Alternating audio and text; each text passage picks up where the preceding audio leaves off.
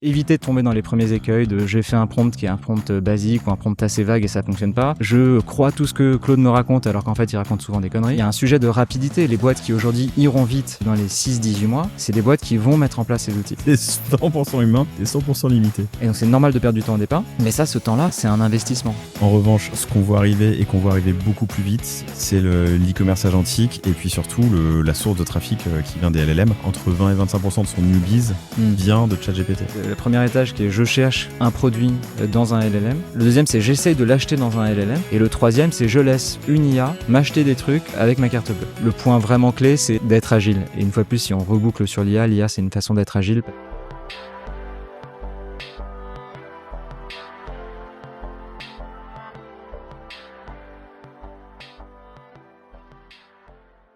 L'e-com Day est sponsorisé par Reversia et j'ai le plaisir d'avoir son fondateur. Salut Anatole. Salut Greg. Est-ce que tu peux nous pitcher ta solution? Carrément. Écoute, Reversia, c'est simple. C'est une solution qui va te permettre de traduire ton e-commerce dans plus de 110 langues de manière automatique. Donc, on va aller récupérer l'intégralité de ta boutique et on va aller la traduire avec Claude automatiquement pour toi. Donc, ça veut dire que dès que tu vas créer un contenu ou modifier un contenu, on va le détecter et le traduire dans la foulée.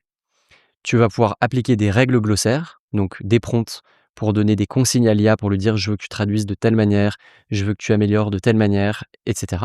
Et aussi, par exemple, décider de ne pas traduire certains contenus. Tu vas pouvoir piloter l'intégralité de ta traduction en quelques clics. Merci encore de sponsoriser l'e-com Day et on envoie la suite de la vidéo. Bonsoir à tous et à toutes. Bonsoir. Salut Cyprien, ça va? Salut Laurent, ça va très bien et toi? Ouais, ça va bien. On a la session de conclusion de cette super journée que vous avez passée avec nous. Modulo, les petits problèmes techniques de ce matin pour ceux qui étaient là.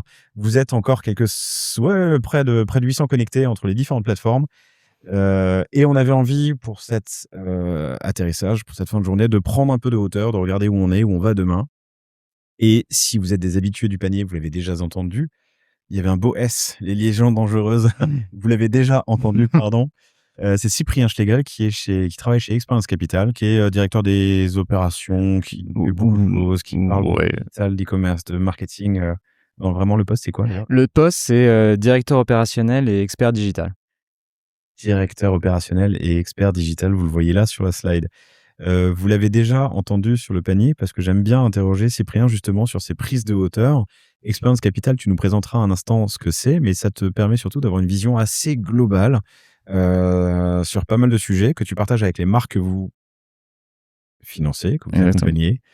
Et c'est ce qu'on va faire maintenant. On a 3 grands sujets. Le premier, c'est l'IA, tarte à la crème. Bien sûr, faut s'y mettre. On en a parlé toute la journée. Mais comment est-ce qu'on fait en pratique quand on s'adresse à des organisations qui font 5, 10, 15, 200 personnes? Tu le fais en ce moment et tu vas nous partager quelques tips. On va parler de retail et justement de ce qui a changé cette année, de l'impact de l'IA ou pas. Et on atterrira en regardant loin devant sur le commerce agentique. Sujet incroyablement passionnant que tu as pu aborder, qu'on aborde régulièrement. Yes. Salut Cyprien. Eh bien, salut. C'est quoi Experience Capital? Alors, Experience Capital, on a un fonds d'investissement. Donc, comme un fonds d'investissement, on investit dans des entreprises, on apporte du capital. Et donc, on a investi au total dans une petite quinzaine de boîtes. Jimmy Fairley, Sœur, Sessoun, qui sont des boîtes dont on est sorti, et on a encore un certain nombre d'autres boîtes, le Slip français, Oh My Cream. Donc c'est beaucoup du consumer, premium plutôt. Chez Experience Capital, on n'apporte pas seulement du capital, on apporte aussi de l'aide opérationnelle et donc de l'expérience, d'où le nom de cette société. Et donc moi, mon boulot, c'est d'accompagner nos participations sur le développement de leur activité web, ou par le web. Et donc, je travaille toute la journée dans les boîtes, soit dans des sujets très opérationnels, soit dans des sujets plus stratégiques, mais pour les aider. Et donc, voilà. Donc, c'est vrai que ça m'amène à voir un certain nombre d'organisations différentes et de sujets un peu variés et de les mettre en place un peu partout. Et notamment, comment est-ce qu'on fait cranter une organisation en IA? Ouais. On en a parlé ce matin avec Chaumet, c'est intéressant, mais des silos. Ouais. On utilise tous, enfin, presque, toutes et tous, l'IA en entreprise, mais parfois chacun dans son coin, sur différents outils, pas forcément connectés, et sans forcément mettre en en commun nos apprentissages, nos bonnes pratiques. Ouais, et ça, c'est vraiment quelque chose qu'on a vu, nous, mais en fait, ne serait-ce que chez nous, chez Expérience Capital, où chacun avait ses petites habitudes, son outil, ChatGPT. Bon, puis bon, tout le monde a migré vers Claude début 2026 avec les sorties de nouveaux modèles qu'ils ont faites. Mais ce qu'on voit, c'est qu'effectivement, généralement dans une entreprise, chacun est un peu de son côté avec son LLM, code son petit outil qui l'aide bien. Et en fait, on peut arriver à une situation où il y a 10 personnes dans une boîte qui vont bosser 10 fois sur exactement la même chose pour produire 10 fois le même outil. Et donc, en fait, il y a un vrai sujet de productivité.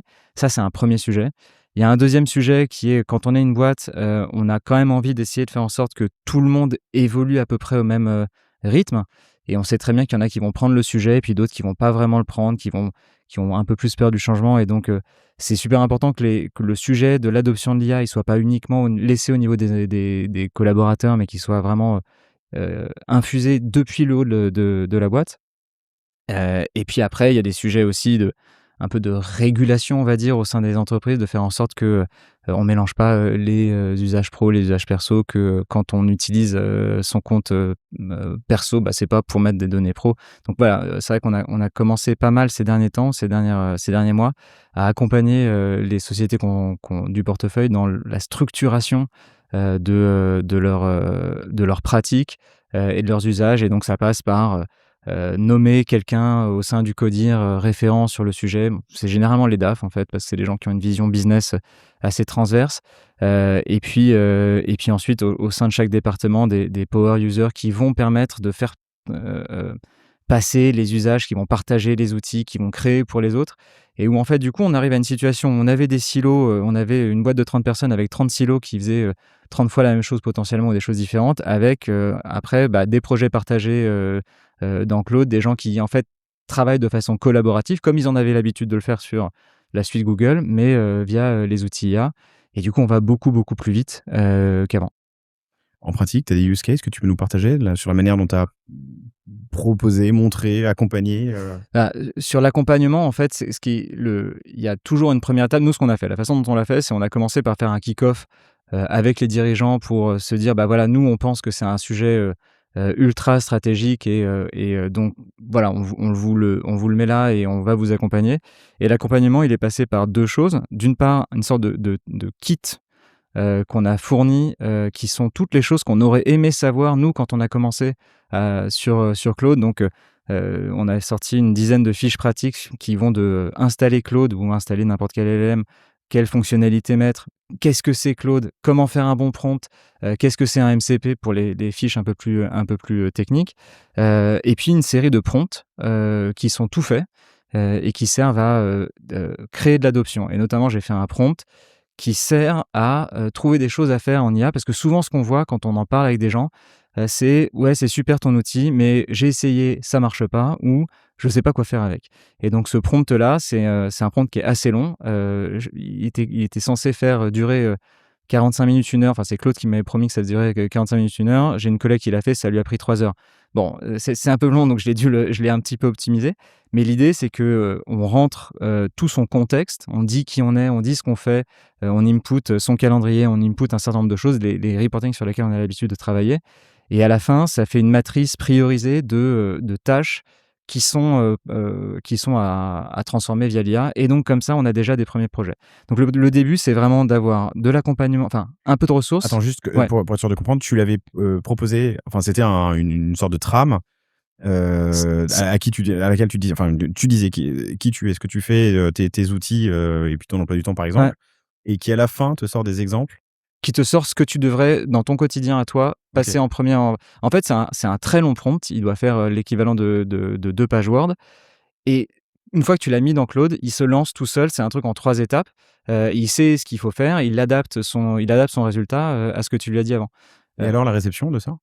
Ça marche bien parce que, bon, une fois qu'il est optimisé et que les gens y passent moins de temps, ça marche bien parce que effectivement, ça soulève la première barrière qui est: qu'est-ce que c'est? Qu'est-ce que je peux faire avec? Et ça permet déjà de passer le premier récif. Je sais pas si tu te souviens de Seul au monde, le film avec Tom Hanks. Il y a tout ce truc où il essaye de passer un récif, il n'y arrive pas. Et tout le sujet, en fait, je pense que sur l'adoption de l'IA au quotidien dans son boulot, il y a une courbe d'apprentissage qui est extrêmement raide au départ et qui s'adoucit en fait bizarrement après. Et le truc vraiment important, c'est de passer le premier récif. Et donc pour ça, il faut éviter de tomber dans les premiers écueils de j'ai fait un prompt qui est un prompt basique ou un prompt assez vague et ça fonctionne pas. Je crois tout ce que Claude me raconte alors qu'en fait il raconte souvent des conneries. Et donc vraiment d'essayer de garder son esprit critique et surtout de trouver des cas d'usage. Et une fois qu'on a ça, on apprend à utiliser les briques petit à petit parce que le truc qui est formidable avec les LLM, c'est que c'est des outils auto-apprenants, enfin c'est des outils d'apprentissage. On peut apprendre à faire du Claude avec Claude. On n'a pas besoin d'un formateur extérieur pour des choses relativement basiques. Pour des trucs vraiment complexes où tu veux brancher un ERP, où tu as des outils qui sont très complexes, là oui d'accord. Mais pour apprendre à vraiment déjà changer son quotidien sur ses reportings, sur ses tâches habituelles, on peut juste utiliser Claude, ça fonctionne. Hyper intéressant. Passer le premier récif. Ouais, exactement. Ok. Tu parlais de KPI aussi. Ouais. Oui, et donc du coup, parce qu'on est quand même un fonds d'investissement, on est toujours un peu dans les chiffres et on aime bien suivre l'évolution. Nous, c'est des sujets quand même de valorisation d'entreprise et je pense que ça, c'est super intéressant de se le dire. Aujourd'hui, je suppose que dans l'audience, il y a des gens qui ont des boîtes qui veulent grossir et qui un jour vont aller chercher des capitaux. Le sujet de l'IA et la capacité à créer de la valeur avec un nombre d'ETP limité ou d'être plus rapide que les autres. À la fin de la journée, c'est un sujet de rapidité. Équivalent temps plein. Équivalent temps plein, pardon, ouais. Donc moins de people pour plus d'output. Il y a un sujet de rapidité. Les boîtes qui aujourd'hui iront vite dans les 6-18 mois, c'est des boîtes qui vont mettre en place ces outils. Et donc, effectivement, on a un certain nombre de KPI qu'on a proposé à nos participations de suivre. Et le premier, c'est des KPI d'adoption. C'est juste combien j'ai de sièges ouverts en cloud ou ChatGPT en fonction des boîtes et quel est le nombre de prompts moyens faits par semaine. Et on s'en fiche de savoir si c'est bien, si c'est pas bien fait. Le principal, c'est déjà que les gens s'en servent. Un outil, ça marche quand les gens commencent par s'en servir. Donc ça, il y a cette première brique. Et la deuxième brique, ensuite, de chiffres qu'on va suivre, c'est prendre tous ces process qui sont assez facilement mesurables. Combien de temps je mets pour sortir un produit? Combien de temps je mets pour rajouter une fiche produit sur mon site? Combien de temps je mets pour uploader une collection? Tous ces trucs-là, c'est des process, on les connaît, on sait combien de temps ça prend.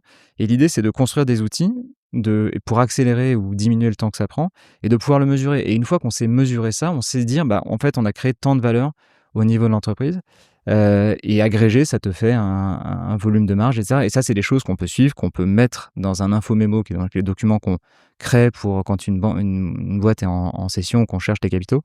Et je pense que c'est super important de commencer à se mettre dans cette logique-là, de mesurer l'impact, parce que c'est quelque chose qui a réellement une valeur. Vous avez combien de participations actives actuellement? Là, on est à 10. Et tu t'auto-juges comment dans la pénétration, dans l'accompagnement C'est plutôt pas mal. Et en fait, c'est marrant parce que c'est pas forcément les boîtes auxquelles on penserait qui sont les plus avancées. Je pense une des boîtes qui est le plus avancée chez nous sur les usages justement ou sur la technicité, c'est de French Bastard. Donc c'est des boulangeries. Mais là, dans une des sessions qu'on a faites avec les DAF, où on a réuni tous nos DAF et on a parlé de ce sujet-là, le DAF de French Bastard, Étienne, expliquait comment il avait plugué Penny Lane à Claude pour sortir ses reportings. Enfin, donc c'est vraiment des choses qui accélèrent les reportings, qui font gagner du temps sur des tâches qui sont franchement pas en fait à forte valeur ajoutée. Et très clairement, c'est transformant pour leur boîte à ce stade. Et tu le fais par entité, par organisation. Mon point est-ce que c'est pas tous les DAF qui devraient se parler? Si, mais justement, c'est ce qu'on fait. Ouais. Justement, et donc, on a fait la réunion, on a filé le toolkit, et ensuite on fait des sessions par département. Par métier. Exactement. Ouais. Donc on a fait une session DAF, où là on se parle des use cases pour les DAF, et les DAF se parlent entre eux de ce qu'ils ont trouvé, ce qu'ils ont fait, etc. Comme la stack technique est la même, les tools qu'on utilise pour les DAF, c'est globalement toujours les mêmes. En fait, il y a plein de trucs que tout le monde peut utiliser dans nos participations. On va faire là, la semaine prochaine, la session avec les directeurs digitaux. Donc bon, là, ça parlera plus de sujets d'acquisition, donc de MCP Meta, de MCP Klaviyo, de MCP Shopify.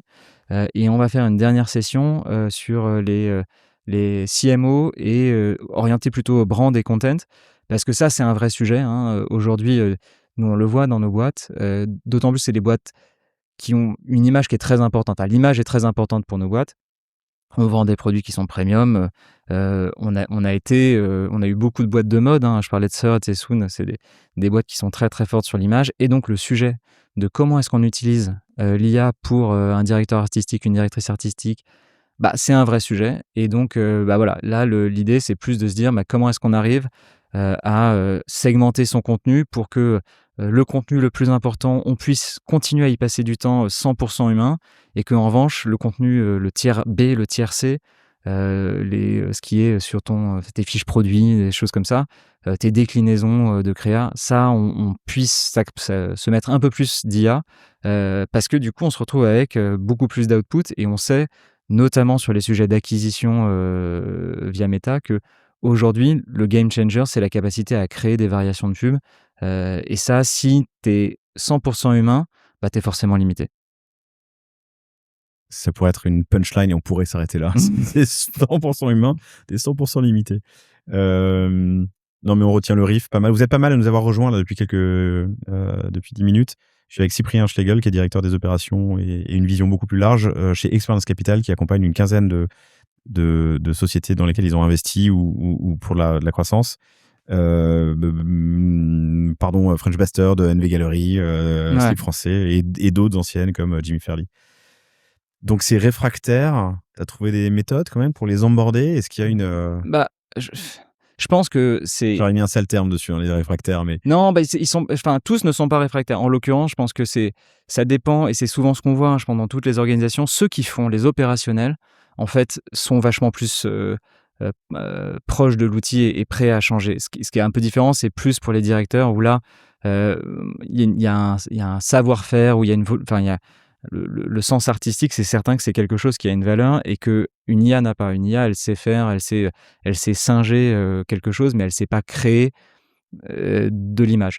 Et donc, il y a un sujet qui est vraiment, je pense, de prendre la façon de faire, c'est de prendre le plus opérationnel, les choses les moins value-added, et commencer par ça. Et une fois qu'on se dit, ça, on a gagné du temps là-dessus, et donc on peut passer plus de temps sur des choses à plus forte valeur, là, on montre que ça crée réellement de la valeur. Et je pense que c'est vraiment ça le point, c'est de faire ça. C'est toujours commencer petit et commencer par les choses qui sont à plus faible valeur ajoutée. C'est intéressant parce que cette discussion sur la créa et les assets images via IA a rapidement évolué. Et en un an, on est passé du tout au tout, j'ai l'impression, parce qu'on a eu ces discussions avec... lors d'échanges, mais avec Repetto, avec Léa de Sœur, sur comment est-ce qu'on utilise des assets existants pour les faire évoluer vers de la vidéo grâce à l'IA, par exemple, des problèmes de droit, des problèmes d'image. Ouais. Aujourd'hui, tu crées tes propres assets. Alors, nous, tu peux. Tu peux le faire, et effectivement, c'est de moins en moins visible. Tu as toujours quelque chose qui sonne un tout petit peu faux ou pas 100% naturel, mais ça fonctionne, et ça fonctionne nettement mieux qu'il y a un an. Et donc, c'est vrai que maintenant, la réticence des DA, notamment sur ce qui est produit, c'est difficile quand même de dire ça c'est pas bien. Si, ça ressemble quand même très très fortement. Et surtout, si tu es dans une logique de 80-20, ton contenu périssable méta, en fait, fais-le là-dessus. Parce que, ok, c'est vraiment, c'est ok. C'est pas parfait. Peut-être que ça manque de quelque chose, mais de toute façon, la personne qui va scroller sur son compte Insta, elle va pas se rendre compte si c'est incroyable ou si c'est juste bien. Donc, très clairement, ça a évolué. Il reste, tu parlais de l'histoire de transformer une photo en vidéo, des sujets de droit, et donc ça, c'est des sujets qu'on voit sur de aussi. l'asset existant. Exactement. Sur de l'asset tiré de mannequins réels. Ça se fait extrêmement bien maintenant. Le résultat est nickel. Mais c'est vrai que c'est plus des sujets de droit. Je pense que c'est vraiment juste une question de pratique au moment de faire les shootings, de l'inclure dedans. Oui, ou alors de créer des assets virtuels. Ouais, aussi. Et là, cette question ne se pose plus. Et la question se pose plus. Mais ça, je pense que, tu vois, nous, on est encore un peu... Enfin, on viendra après sur cette technologie-là, sur cette façon de faire-là.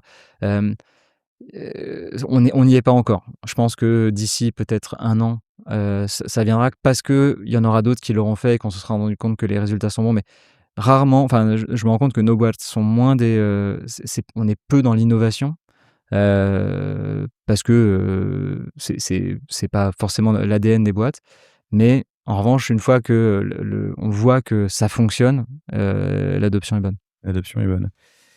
L'IA en entreprise, sortir du silo individuel, bien sûr qu'il faut faire de l'IA, mais comment est-ce qu'on fait pour que tout le monde en fasse et puis se partage les bonnes pratiques. Il faut des champions, tu l'as dit, il faut des référents par département. Partager des bonnes pratiques par métier est une bonne chose. Il faut mesurer et puis il faut pousser au cul. Ouais, bah, c'est un peu la mesure, hein. La mesure, c'est aussi un outil de contrôle, et donc bah, gentiment. Et il faut se rendre compte s'il y a des gens qui sont pas utilisateurs. Alors soit vraiment ils en ont pas besoin, peut-être. Soit en fait, on sait qu'ils en auraient besoin, mais ils font pas et dans ces cas-là, il faut accompagner. Et je pense qu'une fois de plus, la meilleure façon d'accompagner, c'est de créer de l'usage. Si tu crées de l'usage, les gens, ils adoptent. Le problème, c'est quand tu sais pas quoi faire avec, ou quand tu n'as pas le temps. Ah oui, ça c'est un point qui est intéressant parce que tu me fais penser à ça, mais je pense que dans les organisations, et ça c'est un mot plutôt pour les dirigeants, il faut accepter que ces collaborateurs passent 3 heures peut-être par semaine, ou 4 heures, ou 5 heures sur ce sujet, quitte à laisser tomber un peu des tâches de moindre importance, parce que en même temps, on peut pas se dire c'est super important, il faut que tout le monde le fasse, et ne pas laisser la possibilité aux gens la possibilité en termes de temps de le faire. Donc potentiellement, surtout au départ, tu vas perdre, tout le monde, chacun, quand sur son projet, va perdre un peu de temps parce qu'il va chercher à bidouiller, que ça fonctionne pas, etc. Et donc c'est normal de perdre du temps au départ. Mais ça, ce temps-là, c'est un investissement. Parce que justement, si tu prends pas le temps d'apprendre à utiliser ces outils, tu vas pas pouvoir en bénéficier de l'impact. Prendre le temps de se former, de s'auto-former. Ouais, Il ouais. y a pléthore de vidéos Ouais. et les outils eux-mêmes peuvent être de l'aide. Bien Genre, sûr. il suffit de demander à Claude un truc. Moi, j'ai fait une mission de UX Insights et UX Research en lui demandant de se mettre dans la peau de différents types de personas. Mmh. Avec des sous-agents, tout ça dans Cowork, il le fait tout seul, il le fait très bien, avec Ouais. un analyste à la fin qui fait le Ouais, voilà. Et en fait, il faut l'utiliser pour se former. carrément. Le deuxième point, parce qu'on avait déjà abordé à différentes reprises, c'est je te demandais, et alors en retail, hein, parce que ça te parle aussi, quoi de neuf cette année? Ouais, alors c'est vrai que nous, on est nos boîtes sont majoritairement retail, hein, donc je suis sur la partie digitale, mais majoritairement retail. Et bah, comme je te l'ai dit là, quand on a préparé ce point, Rien. pas grand-chose. Pas grand-chose. Enfin, nous, il y avait eu des gros sujets, mais comme tout le monde, hein, d'omnicanal. On a vu le retour du retail dès 2022, au même moment où il y avait l'hiver du e-commerce. On était contents, on avait les deux, donc on a bien survécu. Mais c'est vrai qu'il y a eu pas mal de projets structurants pour le retail en 2022-2025.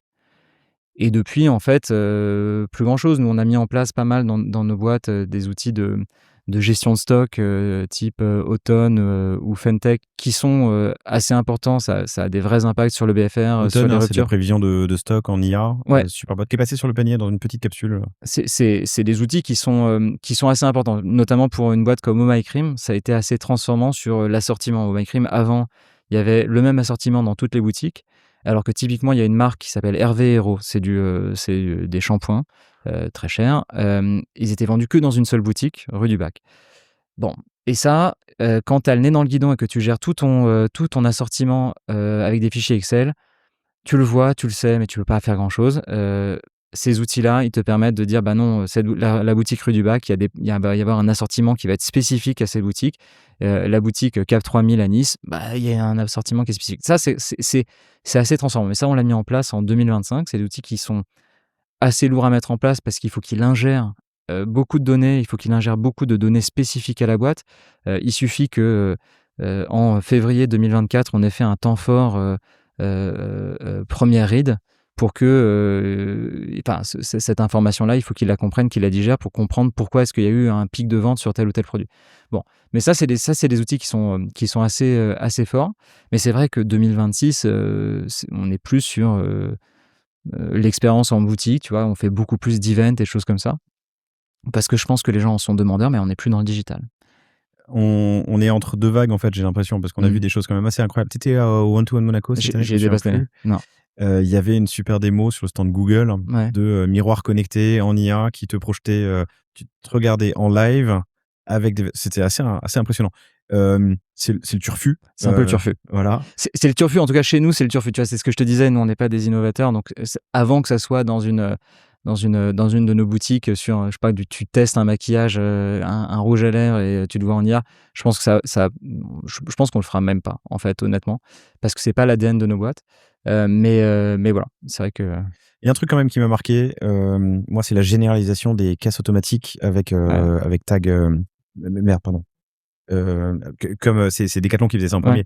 Tu jettes tes vêtements dans un bac et c'est avec un tag. Le terme m'échappe. Bon, c'est pas grave. NFT,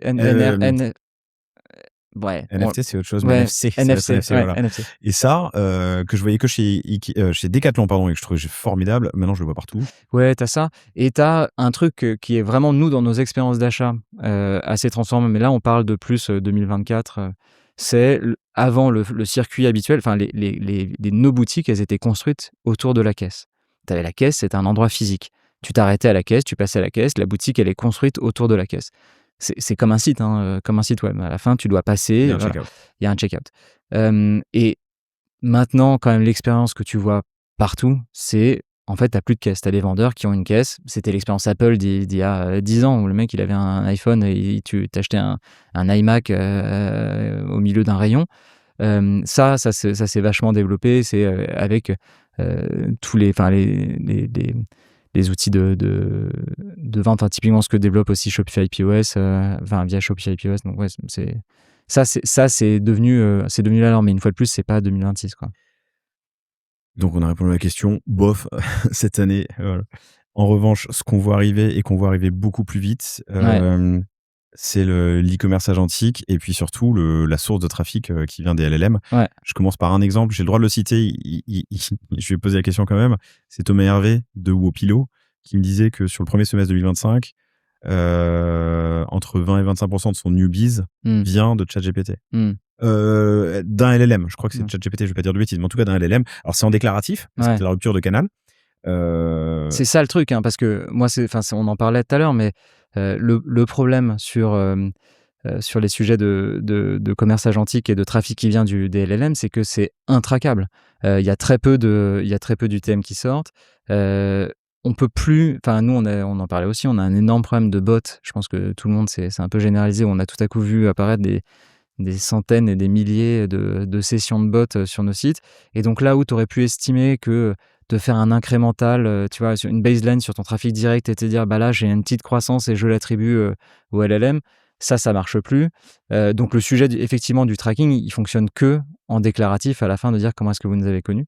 Et ça m'étonne pas pour Wopilo que ça passe vachement par les LLM, parce que typiquement pour tous les produits techniques qui vont impliquer une recherche de type quel est le meilleur X ou quelles sont les qualités techniques de tel produit. Je te parlais de mon exemple d'achat de vélos de route où j'ai comparé des dizaines de vélos en uploadant les géométries des vélos dans Claude pour qu'à la fin ils me disent c'est ce vélo-là, il est bien pour toi, tu devrais le prendre en telle taille, etc. Ça, c'est un usage évident des LLM et le site sur lequel je l'ai acheté n'a aucune notion vision de du temps que j'y ai passé pour à la fin acheter. Donc ce sujet-là, effectivement, il existe. Nous, on a le sujet du commerce agentique. Moi, je l'avais un peu mis de côté quand on a fait nos budgets 2026, fin 2025, en me disant bon, ça c'est un sujet de 18 mois. Je me suis trompé. Très clairement, c'est un sujet qui vient beaucoup plus vite que ce que j'imaginais. Donc nous, l'adoption est folle. L'usage est incroyable. L'adoption est folle, les usages sont fous, et je pense que chacun le vit au quotidien, sans forcément s'en rendre compte du glissement de avant ton endpoint pour ton starting point pour toute recherche, c'était Google, où tu rentrais des mots-clés et tu cherchais, tu naviguais entre les sites. Aujourd'hui, tu cherches quelque chose, tu as envie d'acheter quelque chose, tu vas commencer par demander à ton LLM quelle bonne marque, etc. Mais en vrai, tu fais ton mea culpa, mais c'est pas une évidence dans les LLM non plus. Dans ChatGPT, tu vois, il y a pas de. J'ai l'impression que eux-mêmes sont peut-être surpris par la vitesse à laquelle ça avance. Il y avait le protocole qui avait été créé imaginé par Google Walmart et OpenAI, c'est ça? Ouais. Il est où? En fait, il existe, mais je pense que ils ont voulu. Il y a deux sujets en fait. Il y a le sujet de la recherche et il y a le sujet de l'achat. Il y a même 3 étages à cette fusée. Il y a le premier étage qui est je cherche un produit dans un LLM. Le deuxième, c'est j'essaye de l'acheter dans un LLM. Ça, c'est le deuxième étage dont tu parlais en partie. Donc, il y a un instant checkout dans ChatGPT. Et le troisième, c'est je laisse une IA m'acheter des trucs avec ma carte bleue. Donc là, c'est encore plus loin.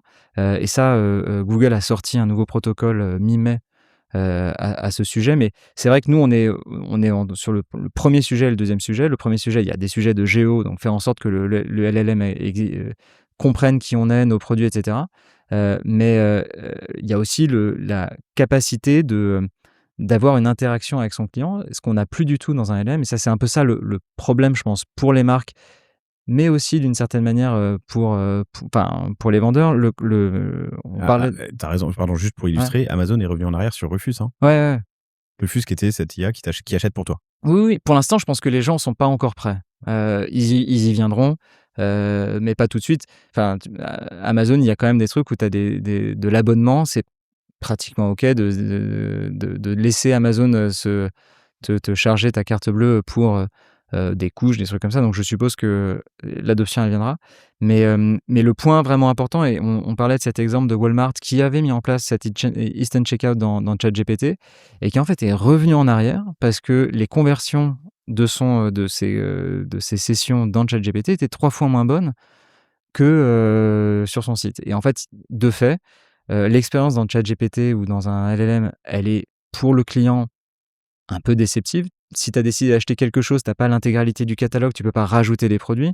Pour la marque, elle est forcément déceptive parce que ça risque de faire des tout petits paniers. Et en plus, tu n'as plus le lien avec ton client. Ton client, c'est ChatGPT qui lui parle et il te pousse des produits. Donc, tu disparais de l'équation. Et donc, ça fonctionne pas vraiment. Et je pense que du coup, le bridge, ou en tout cas, en attendant que ça fonctionne bien, il y a cette étape que Walmart du coup a pris, qui est d'avoir une app ou un agent qui s'appelle Sparky, qui permet de bridger justement l'expérience dans ChatGPT, son site et son app. Donc concrètement, on peut commencer son achat en disant, en appelant @Sparky, je veux acheter tel produit, et il le trouve, et ensuite il est dans le panier au niveau dans l'app ou dans le site Walmart si on est connecté. Et là, du coup, on a une expérience qui est déjà meilleure, une expérience d'achat qui est meilleure. On n'a toujours pas une logique là de conseil. Or, nous, typiquement, dans nos marques, c'est un vrai sujet, le sujet de conseil. Et c'est pour ça qu'on a une boîte qu'on aime beaucoup qui s'appelle Dialogue, avec laquelle on a bossé chez Oh My Cream, avec laquelle on a mis en place il y a maintenant un petit bout de temps, il y a 1 an et demi, un chatbot qui n'est pas juste un chatbot qui lit des pages HTML, qui est un chatbot qui a comme base toute la donnée d'Oh My Cream. Et pour Oh My Cream, il y a énormément de données produits parce qu'à chaque fois qu'on sort un produit, à chaque fois qu'il y a un produit qui est mis dans un magasin, il y a une fiche sur le produit qui dit ce que le produit fait, pourquoi il est bien, quel est l'argument de vente, quels sont les ingrédients, etc. Donc quelque chose qui est en fait à destination des vendeurs ou des vendeuses. Et donc ce qu'on a fait, c'est que tout ce book de connaissances, on l'a plugué à Dialogue et à son LLM. Et du coup, aujourd'hui, on est capable d'avoir une expérience de conseil sur Oh My Cream qui est pratiquement équivalente à ce qu'une vendeuse pourrait faire. On peut uploader une photo de son visage et se faire conseiller une routine beauté. Donc ça fonctionne assez bien. Et l'idée de Dialogue... Alors ça, c'est via Dialogue sur le site de My Cream. C'est sur le site, voilà. Mais ce que je parlais à Antoine Grimal, le fondateur, là récemment, et ça m'est venu après notre discussion. En fait, eux, ce qu'ils veulent faire, je trouve ça super smart, c'est de créer ces agents, en fait, toute la base de connaissances et l'agent qui garde le ton, qui garde ce qu'une marque peut dire, pas dire.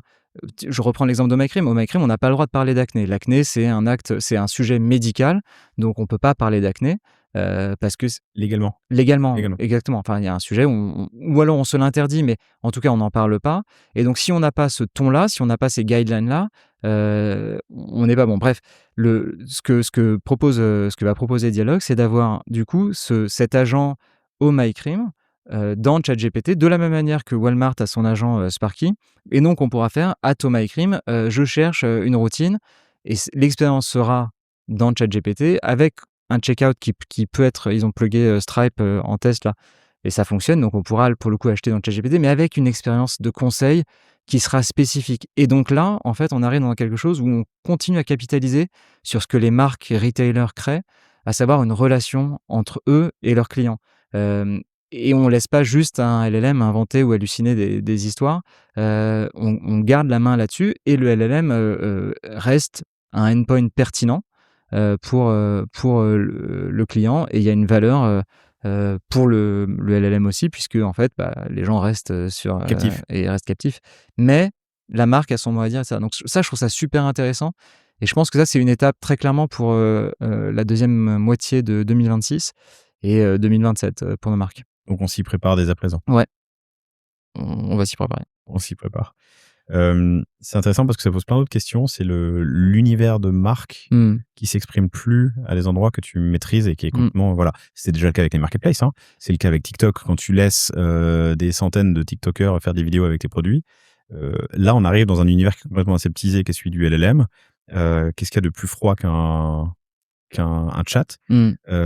Mais tu le vois comme justement récupérer un peu, regain une partie de cette territoire sur lequel tu peux l'exprimer ta marque. Exactement. Et je pense qu'une fois de plus, toute la chaîne de valeur, il y a intérêt. Parce que je sais pas si on fait confiance à un chat autant qu'on fait confiance à quelqu'un de physique, autant qu'on fait confiance à une marque à laquelle on croit ou qu'on estime. Donc cette relation-là, effectivement, bon, après ça évolue parce que c'est vrai qu'on parle à son Claude ou son chat de façon parfois assez personnelle. Mais effectivement, je pense que le besoin d'une relation un peu moins aseptisée va être assez important. Autre chose, quoi tu t'attends pour 2027 et qu'il faut avoir dans le viseur? Non, nous, c'est nos gros sujets. Nos gros sujets, c'est surtout ces sujets-là. On re-regardera, c'est marrant, nous, notre gros sujet début 2025, c'était les US. Alors, ça n'a plus été du tout très vite. Mais non, on re-regardera l'export à ce moment-là. C'était début 2025 qu'on a fait le petit déjeuner du panier chez Fauchon, si je dis pas de Ouais, bêtises, ouais, où tu possible. disais, Ouais, ouais. tu pouvais pas savoir, mais où tu Non, disais, je ne négligez pas les États-Unis. ouais. Non, bah oui. Bah voilà, une fois de Ouais. plus, bien joué Cyprien. Ouais. Non, mais comme quoi, c'est assez Non, dur mais de prédire l'avenir. c'est dans tous les cas, le point important, c'est d'arriver à s'adapter assez rapidement aux nouvelles tendances. Une fois de plus, c'est tarte à la crème de le dire, mais il y a quand même vraiment une accélération de sujets disruptants en l'espace de 5 ans. Et donc, je pense que le point vraiment clé, c'est d'être agile. Et une fois de plus, si on reboucle sur l'IA, c'est une façon d'être agile parce que ça nous permet de challenger les process aussi, et je pense que c'est la meilleure chose. Cyprien, merci infiniment Bah, merci beaucoup à toi. d'avoir bravé les 40 degrés parisiens pour venir vous parler à vous. Cyprien Schlegel, je vous remets. On était au bout? Ouais, je vous remets son nom, Schlegel. N'hésitez pas à poursuivre la conversation sur LinkedIn avec Cyprien, il sera un plaisir de vous répondre, j'en suis certain. Merci infiniment. Merci à toi. Et merci à vous toutes et tous. Restez encore 2 minutes, j'appelle Greg, pardon, j'ai jamais appelé Grégory, et Kevin qui reviennent. Et je te laisse sortir. Je te rejoins file. dans 5 minutes pour te dire au revoir. Merci. Mais merci infiniment à toutes et à tous. Désolé pour les petits problèmes techniques ce matin qu'on a rapidement réglés. On a loupé une conférence, mais qu'on a fait en replay. C'était dur, c'était dur. Le démarrage était très très dur. C'était dur, vous le voyez pas parce que vous avez peut-être la clim ou la fenêtre ouverte. Non, peut-être pas la fenêtre ouverte, mais il fait une chaleur. Voilà, il y a des gros spots, les caméras qui tournent et puis les hommes qui passent, les femmes qui passent. Ça. Ouais, c'était animé, ça a donné chaud à tout le monde, mais on espère que ça a plu. Ouais, en toute transparence. Licom Day, événement et newsletter. N'oubliez pas de vous abonner si vous n'êtes pas encore abonné à la newsletter. Greg nous transmet ce flambeau et on va se charger d'honorer la confiance que tu nous donnes. Moi, je serais content de te revoir sur les prochains. Ce que je disais à Kevin en off tout à l'heure, c'est que je viendrai avec plaisir, je ferai coucou au début et puis je m'occuperai de l'animation pour justement afficher les chats, tu vois. Il y aura besoin d'un homme qui pour le dynamisme voilà, qui manquait un peu suite à nos problèmes techniques, mais ce sera avec plaisir que je viendrai faire coucou en tout cas. Écoute, t'es le bienvenu. On a appelé ça la Summer Session parce que l'événement est tellement cool qu'on fera peut-être une Winter Session dans quelques mois. Si ça vous a plu, n'hésitez pas à nous le dire. Abonnez-vous à la newsletter, répondez-nous. Laurent Kretz, KRETZ, Kevin Couvet, COUVET, et Greg, vous le connaissez, Perrin, PAIR. Je suis perdu. PAIRIN, je ne sais plus dans quel ordre j'avais dit. N'hésitez pas à nous le dire. Si vous avez des remarques sur des optimisations, des améliorations, on les entend avec plaisir. Je ne suis pas sûr qu'on on les entend avec plaisir. On essaiera de les appliquer si elles ont du sens. Mais en tout cas, merci infiniment à vous toutes et tous d'avoir bravé ces quelques heures. Ça fait 7h15 que ça a commencé. Et c'est pas mal. Et c'est pas mal. On vous laisse, restez au frais et à bientôt. Salut.